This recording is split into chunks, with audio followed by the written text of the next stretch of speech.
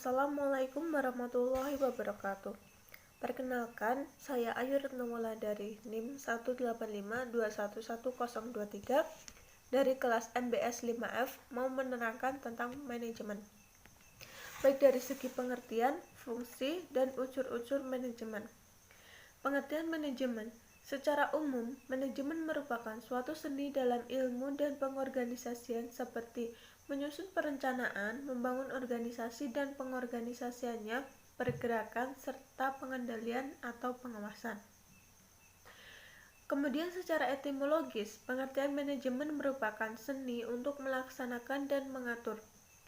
Manajemen juga dilihat sebagai ilmu yang mengajarkan proses mendapatkan tujuan dalam organisasi sebagai usaha bersama dengan beberapa orang dalam organisasi tersebut, sehingga ada orang yang merumuskan dan melaksanakan tindakan manajemen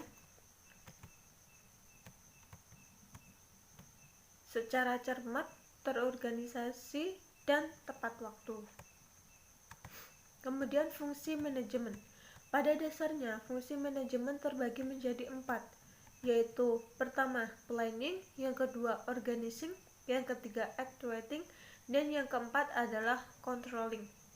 Yang pertama, planning atau perencanaan. Perencanaan adalah aktivitas strategis dengan menyusun hal-hal yang akan dikerjakan dengan sumber yang dimiliki. Perencanaan dilakukan untuk menentukan tujuan perusahaan secara keseluruhan dan cara terbaik untuk memenuhi tujuan tersebut. Kemudian yang kedua adalah pengorganisasian atau organizing. Pengorganisasian dilakukan dengan tujuan membagi suatu kegiatan besar menjadi kegiatan-kegiatan yang lebih kecil. Hal ini dilakukan agar manajer mudah untuk membagi tugas-tugas sesuai dengan bidangnya masing-masing. Yang ketiga adalah pengarahan atau actuating. Pengarahan adalah suatu tindakan untuk mengusahakan agar semua anggota kelompok berusaha agar dapat mencapai sasaran sesuai dengan perencanaan manajerial dan usaha. Dalam hal ini meliputi kegiatan membimbing dan memberikan motivasi kepada pekerja. Yang kedua, memberi tugas serta penjelasan secara rutin tentang pekerjaan, dan yang terakhir adalah menjelaskan semua kebijakan yang sudah ditetapkan. Kemudian fungsi yang keempat adalah evaluasi atau controlling.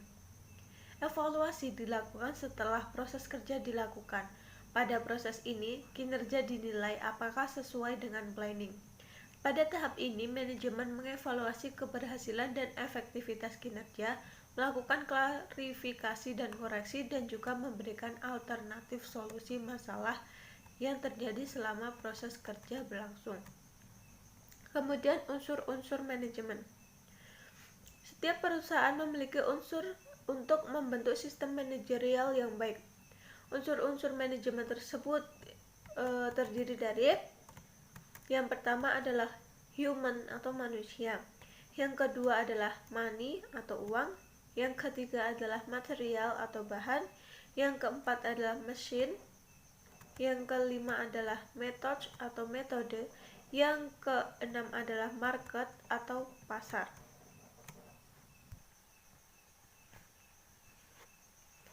Kemudian saya akan menjelaskan mengenai manajemen syariah.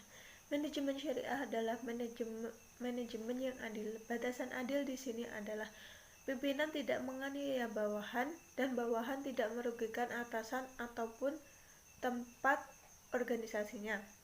Adapun implementasi syariah di dalam fungsi manajemen. Yang pertama adalah fungsi perencanaan. Implementasi syariah dalam fungsi perencanaan adalah yang pertama, perencanaan di bidang SDM. Permasalahan utama bidang sumber daya manusia adalah penetapan standar perekrutan SDM. Implementasi syariah pada bidang ini dapat berupa penetapan profesionalisme yang harus dimiliki oleh seluruh komponen SDM perusahaan. Kriteria profesionalisme adalah harus memenuhi 3 unsur, yaitu kafaah atau ahli di bidangnya, yang kedua adalah amanah dan memiliki etos kerja yang tinggi. 2. Perencanaan di bidang keuangan. Permasalahan utama bidang keuangan adalah penetapan sumber dana dan alokasi pengeluaran.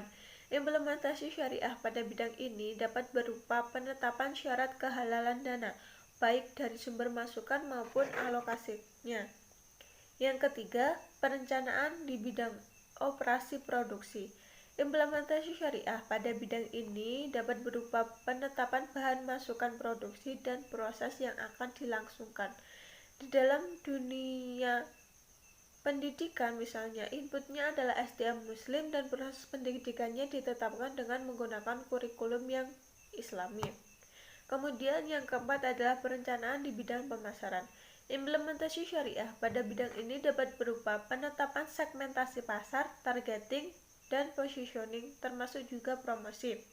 Dalam dunia pendidikan, misalnya segmen yang dibidik adalah SDM Muslim, target yang ingin dicapai adalah output didik yang profesional. Sedangkan posisi yang ditetapkan adalah lembaga yang memiliki unique position sebagai lembaga pendidikan manajemen syariah. Dalam promosi, tidak melakukan kebohongan, penipuan, ataupun penggunaan wanita tanpa menutup aurat. Kemudian yang kedua adalah implementasi syariah di dalam pengorganisasian.